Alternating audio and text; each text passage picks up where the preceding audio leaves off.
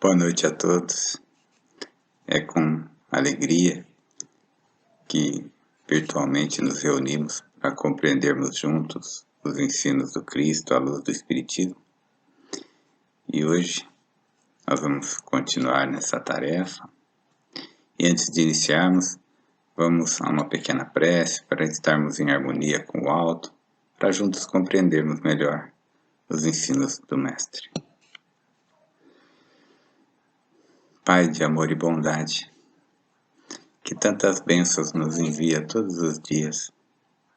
Agradecemos por esta oportunidade de ouvirmos juntos o Evangelho, de meditarmos nesses ensinos, de colocá-los cada vez mais nas nossas vidas, no nosso dia a dia. Nos auxilia nesse instante, Senhor, a compreender, a meditar, a serenar o nosso íntimo, a estarmos cada vez mais próximos de Ti, Pai e Mãe, de amor e bondade. Bem, hoje nós, durante todo o ano, nós vamos ouvindo os ensinos sublimes do Cristo à luz do Espiritismo, e Kardec, auxiliado, inspirado pela espiritualidade maior, esclarece com muito critério os ensinos do Mestre na obra O Evangelho segundo o Espiritismo, que é a obra que utilizamos para essas preleções que tanto nos auxiliam na proposta de viver o Evangelho nas nossas vidas, não é? E eu gostaria de lembrar primeiro que o Evangelho não são aleatórias as máximas que Kardec selecionou. Tem uma sequência bastante lógica, uma progressão de ensinos. E o tema desta noite une todos esses outros capítulos de certa forma. Relembrando um pouquinho, capítulo 1, não vim destruir a lei.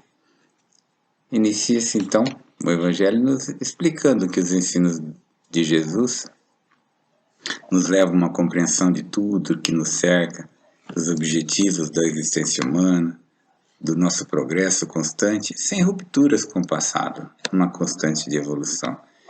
E meu reino não é deste mundo, nós compreendemos que essa evolução se efetua na vida espiritual e na vida material, que são duas ferramentas de evolução para o nosso progresso como um todo. Portanto, há muitas moradas na casa do Pai, muitos planos de vida, né? Infinitas oportunidades de experiências que necessitamos para essa nossa completa evolução. E, portanto, ninguém pode chegar a essa evolução, ver o reino de Deus, se não nascer de novo, nos explicando a necessidade das várias vidas sucessivas, das encarnações que nos aprimorarão efetivamente, nos ajudarão a crescer no amor, na inteligência, as asas da evolução. E para essa evolução, dentro dessa vivência, matéria e espírito, às vezes nós falhamos, nos perdemos por caminhos tortuosos, erramos, mas bem-aventurados os aflitos, porque serão consolados. As dores nos ajudarão a crescer.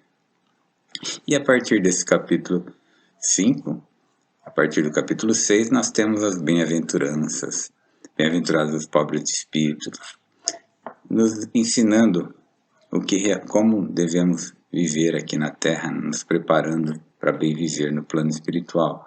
Então, bem-aventurados os pobres de espírito, os puros de coração, os brandos, os pacíficos, os misericordiosos, é dando o que se recebe, amando o próximo como a nós mesmos, amando até os nossos inimigos, fazendo a caridade sem ostentação, não sabendo a mão direita que faz a mão esquerda, honrando nosso pai, nossa mãe, pois fora da caridade não há salvação, não é? Depois de todas essas normas de conduta tão importantes para o nosso crescimento, nós aprendemos que devemos servir a Deus e não ao mundo material, a mamão, pensando mais nas coisas espirituais que na matéria, vivendo na matéria, mas sempre lembrando que as coisas espirituais, buscando a nossa perfeição, ser de perfeitos. E muitos são chamados para isso, né? A importância da fé. E nesses capítulos finais, como é o tema de hoje, temos o capítulo 25, semelhante, buscai e achareis, é a lei de esforço, do trabalho para nosso crescimento. E o nosso tema de hoje, que de certa forma fecha esse ciclo de aprendizado, é a prece, é a oração, nossa ligação com o Pai Maior, que o Mestre ensinou diversas vezes, cultivou intensamente quando aqui esteve. Então hoje nós vamos falar do capítulo 27, Pedi e obtereis. Sempre haverá amparo e bênçãos aos homens de boa vontade que clamam ao Pai.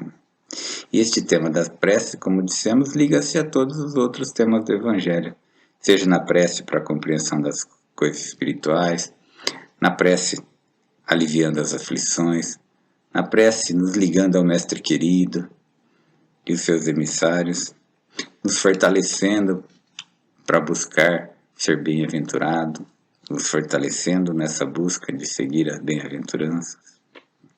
Em tudo a prece pode estar ligada. Então vamos ouvir o que o Evangelho nos fala desse tema tão importante. E o primeiro item a falarmos é as qualidades da prece. Está em Mateus assim: quando orardes, não vos assemelheis aos hipócritas que afetadamente oram de pé nas sinagogas e nos cantos das ruas para serem vistos pelos homens. Digo-vos, em verdade, que eles já receberam a sua recompensa. Quando quiserdes orar, entra em vosso quarto, fecha a porta, orai ao vosso Pai em secreto, e vosso Pai, que conhece o que se passa em secreto, vos dará recompensa. Não cuideis de pedir muito nas vossas preces, como fazem os pagãos, os quais imaginam que uma multiplicidade de palavras é que lhes farão atendidos. Não vos torneis semelhantes a eles, porque vosso Pai sabe o que tendes necessidade, antes mesmo que lhe peçais. Mateus capítulo 6. Jesus, nas palavras nesse texto do Evangelho, define claramente as qualidades da prece. O Mestre nos diz então que quando nós formos orar, nós não devemos nos colocar em evidência diante dos homens, mas orar em secreto, na intimidade do nosso quarto, do nosso coração. Oremos para que apenas o Pai nos ouça e, se possível, atenda aos nossos pedidos. E o Mestre ainda nos fala que não é pela quantidade de palavras de vezes e palavras que nós usamos na oração, na prece, que ela será atendida.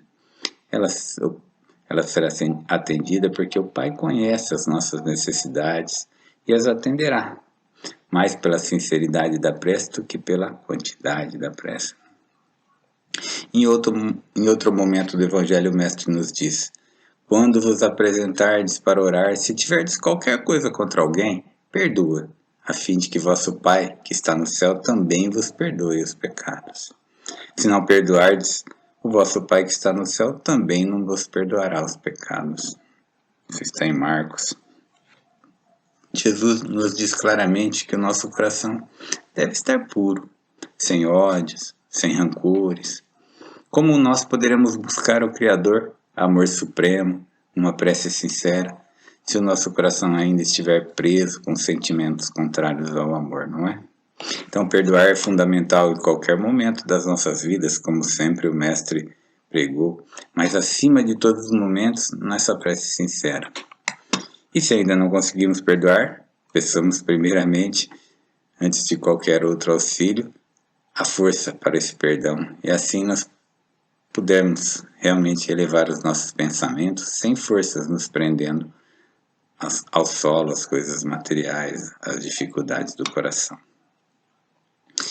E o Mestre dá outro exemplo de procedimento na prece quando conta a parábola de dois homens que subiram ao templo para orar, um fariseu e um publicano. O fariseu, que era aquele conhecedor da lei, orava de pé e dizia: rendo-vos graça, Pai, por não ser como outros homens que são ladrões, injustos, adúlteros, não ser como este publicano, eu jejuo, eu dou dízimo. E o publicano, aquele que era mal visto pelo seu ofício de cobrar impostos, ao contrário, conservava-se afastado, não ousava sequer erguer os olhos ao céu, e batia no peito e dizia: Deus, tende piedade de mim, que sou um pecador. Jesus explica então que o publicano saiu mais justificado para sua casa. E diz: quem se humilha será elevado, quem se eleva será rebaixado. Ou seja, não há necessidade nenhuma de exaltar nossas qualidades ao Pai que tudo conhece, Mas ao contrário, sim, dizer ao Criador com humildade o quanto ainda temos que melhorar para sermos dignos de tantas bênçãos que recebemos diariamente, não é?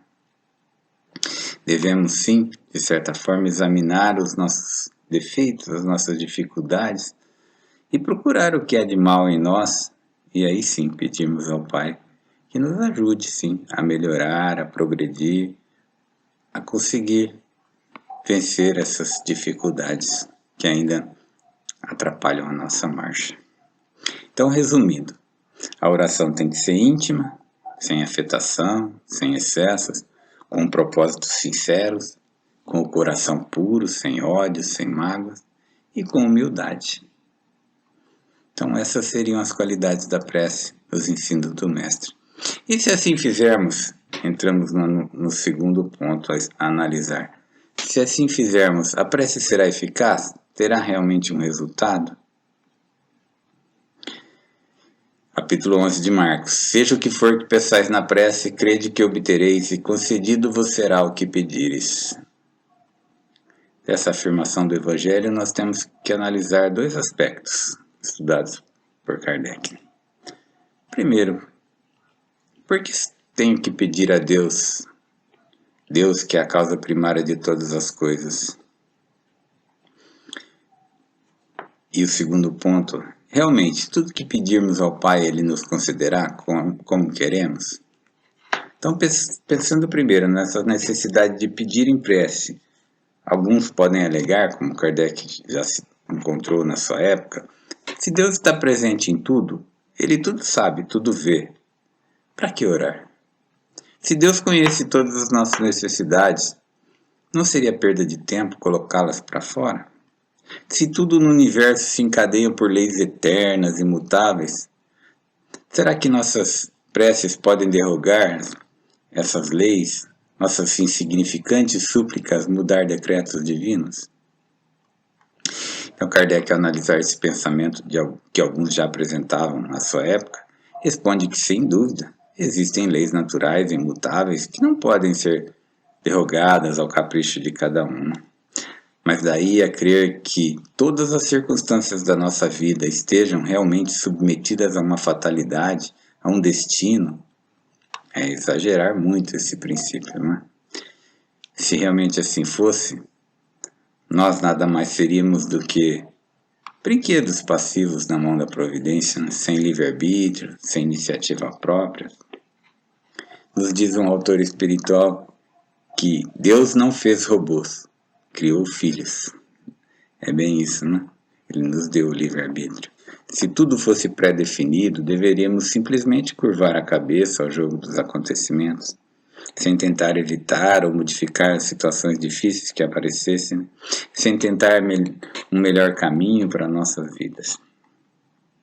Richard Simonetti, um grande orador espírita que retornou há pouco ao plano espiritual, ele dizia assim: se você permanecer dentro de uma piscina, morrerá de sede, ainda que cercado de água, se não abrir a boca. E ele compara a oração a isso, mais ou menos isso, né? Um abrir a boca, espiritualmente falando, para recebermos as bênçãos de Deus. Então, sim, nossas preces alteram, fazem diferença em nossas vidas, com certeza. Então, eu posso fazer pedidos a Deus, segundo essa avaliação? Claro, qual filho não está impedido de pedir algo ao seu pai, não é? Mas sempre tem um mas, tenhamos cuidado, né? Podemos ficar às vezes desapontados, porque normalmente costumamos pedir o que não podemos receber ou esperar soluções para problemas que dependem da nossa iniciativa. Exemplo, se você perde uma parte do corpo, ficará frustrado se pedir a Deus que lhe faça nascer outra, não é? Porém, se você pedir forças para superar, quem sabe com uma prótese, por exemplo, você pode viver uma vida com poucas limitações.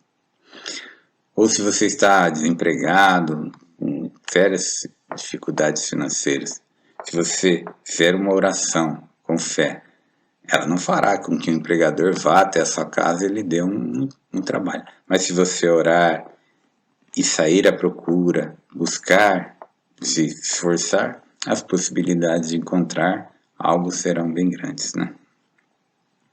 Então é aquele velho princípio de pedir forças para suportar o que não pode ser mudado e disposição para realmente mudar aquilo que está ao nosso alcance fazer. Lembro aqui uma prece conhecida de todos, né? Nós não sabemos o autor, que diz que, mais ou menos assim: eu pedi forças a Deus e Deus me deu dificuldades para me fazer forte. Eu pedi sabedoria ao Pai, Ele me deu problemas para que eu resolvesse. Eu pedi prosperidade e Deus me deu cérebro e músculos para trabalhar. Eu pedi coragem e Deus me deu perigos para que eu superasse. Eu pedi amor e Deus me deu pessoas com problemas para que eu pudesse ajudá-las. Eu pedi favores ao Pai e Ele me deu oportunidades. Eu não recebi nada do que pedi, mas recebi tudo o que eu precisava. Sim, Deus nos dá a razão e a inteligência para que nós a usemos e com o uso haja o nosso progresso e o progresso daqueles que estão ao nosso entorno. Somos livres, podemos agir num sentido ou no outro, mas nossos atos sempre acarretam consequências, subordinado ao que fazemos ou não fazemos, deixamos de fazer. Então existem sempre iniciativas que escapam à fatalidade, ao programado, mas que não quebram as harmonias das leis universais. É possível então que Deus acate assim, atenda a certos pedidos nossos, sem perturbar a imutabilidade das suas leis, que regem toda essa obra magnífica a qual então estamos inseridos. De tudo isso, é ilógico deduzir que basta pedir na prece o que queremos e obteremos exatamente isso. Como vimos acima, não é bem assim, né? Obteremos aquilo que realmente nos fará bem, próximo daquilo que pedimos. Deus é como um pai criterioso, previdente, que recusa dar ao seu filho o que ele deseja que poderia prejudicá-lo. E nós somos como crianças espirituais, né? Muitas vezes não conhecemos nem o contexto do que estamos pedindo. Nós, na nossa limitada colocação, só vemos o presente. Dificilmente entendemos que às vezes a dor, o sofrimento são úteis para a nossa felicidade futura, serão importantes para o nosso crescimento. Assim como a dor de uma cirurgia é importante para a sua cura, não é? Então, o que o Pai nos dá sempre, se pedirmos com confiança, é coragem, paciência, resignação e também ideias, meios, intuições, auxílios espirituais de como sairmos das dificuldades que geralmente são geradas por nós mesmos, né? E que nos causam dor e que requerem as nossas preces. Ajuda-te, que o céu te ajudará, relembrando essa máxima. Tem uma história do nosso querido irmão X, Humberto de Campos, através da psicografia do Chico, que nos leva a refletir um pouquinho sobre a prece, que eu vou trazer aqui para vocês. Ele nos disse que uma alma de mãe, com tudo que o termo mãe comporta, aquele ser especial que ama os seus filhos com extremo amor, essa mãe orava por um dos seus filhos. Ela tinha 2 filhos e um estava necessitando muito do auxílio do alto.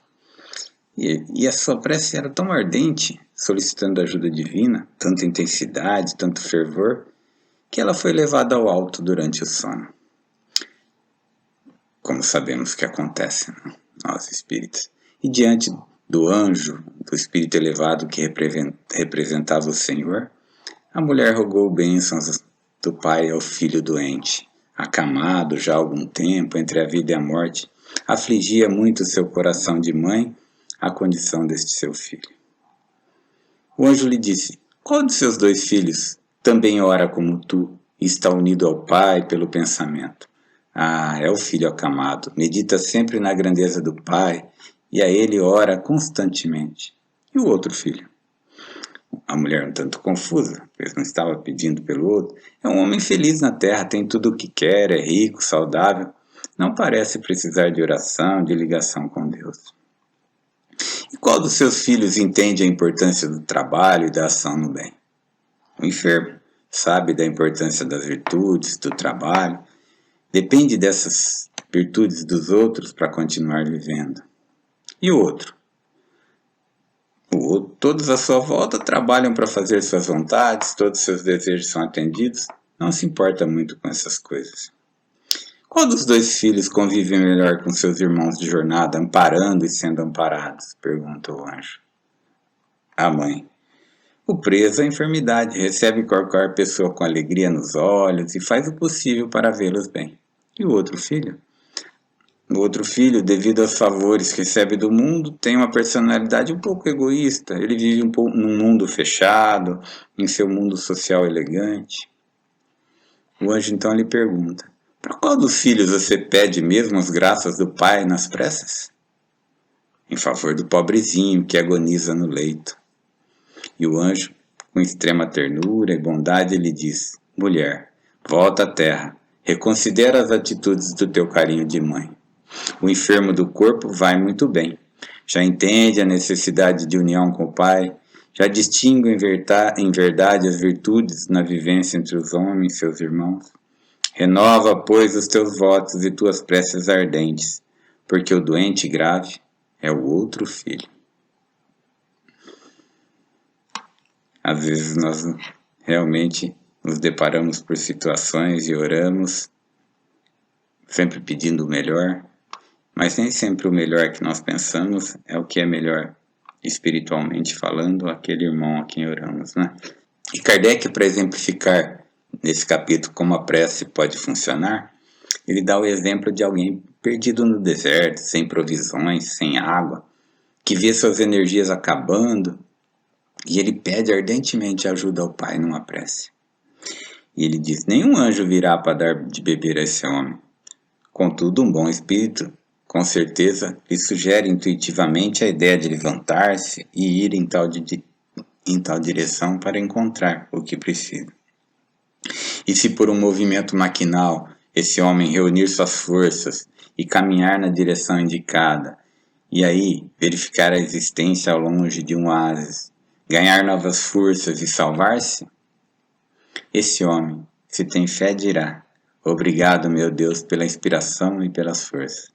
Se não é um homem de tanta fé, dirá: que boa ideia eu tive, né? De vir por este caminho e não por outro. Mas a prece o ajudou, de uma condição ou no outro sempre, né? Nas instruções dos Espíritos contidas nesse capítulo, há uma instrução que nos fala da maneira de orar. É um texto muito claro, muito inspirador, muito bonito. E o amigo espiritual nos fala que é nosso dever primordial, dever de toda a criatura humana, quando toma posse de suas percepções ao acordar na sua manhã, elevar o pensamento ao Pai em prece. Não como um hábito, como uma rotina, mas com profundidade, num ímpeto de reconhecimento por todos os benefícios que recebemos até aquele dia, pela noite que transcorreu sem dificuldades, pelo dia que virá, agradecer e pedir bênçãos. Podemos também pedir amparo, indulgência, misericórdia. Podemos nos ligar ao Pai sempre, não só nesse momento de acordar, mas uma prece profunda pode ser realizada sempre que houver necessidade. Encontremos um lugar tranquilo e por alguns segundos elevemos nosso pensamento a Deus. Isso vai nos ajudar quando estamos em dificuldades, vai ajudar a serenar o nosso coração, a nossa mente, vai nos ligar àqueles amigos espirituais. E podemos, nas nossas preces também, pedir que o Pai abrevie as nossas provas e que nos conceda os bens mais preciosos que existem na Terra: paciência, resignação e fé. É o que o amigo nos diz.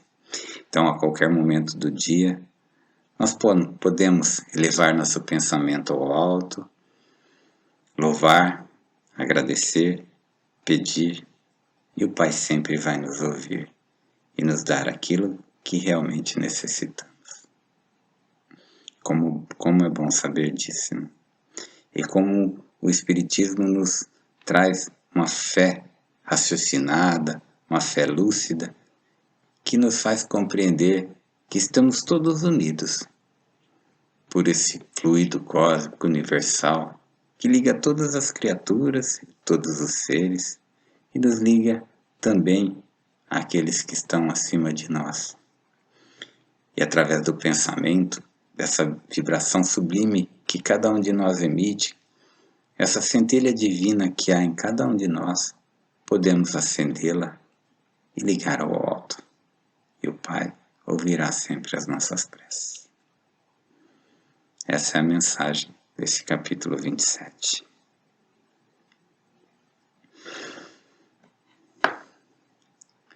E assim, sabendo da importância da prece, nós vamos às nossas vibrações nesse instante.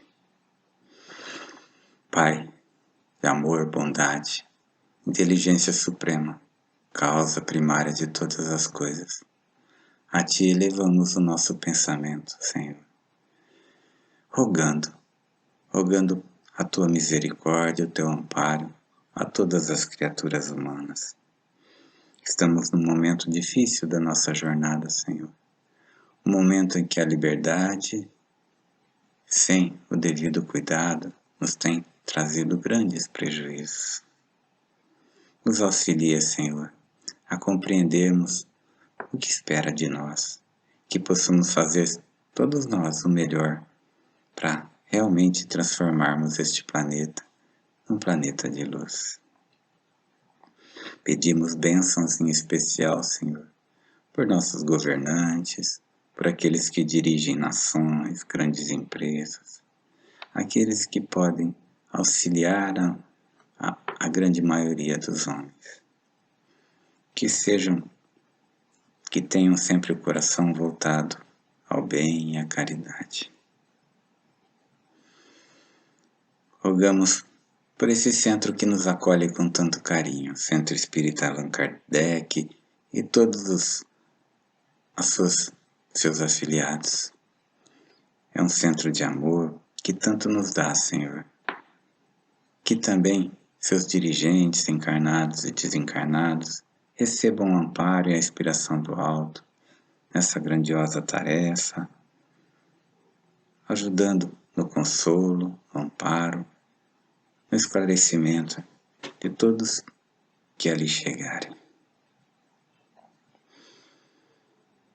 Rogamos, Senhor, por nossas famílias, por esses seres que se ligaram a nós desde o primeiro instante nessa vida e que merecem sempre o nosso carinho, o nosso amparo, as nossas vibrações. Que eles se sintam cada vez melhores, amparados por Ti, Senhor.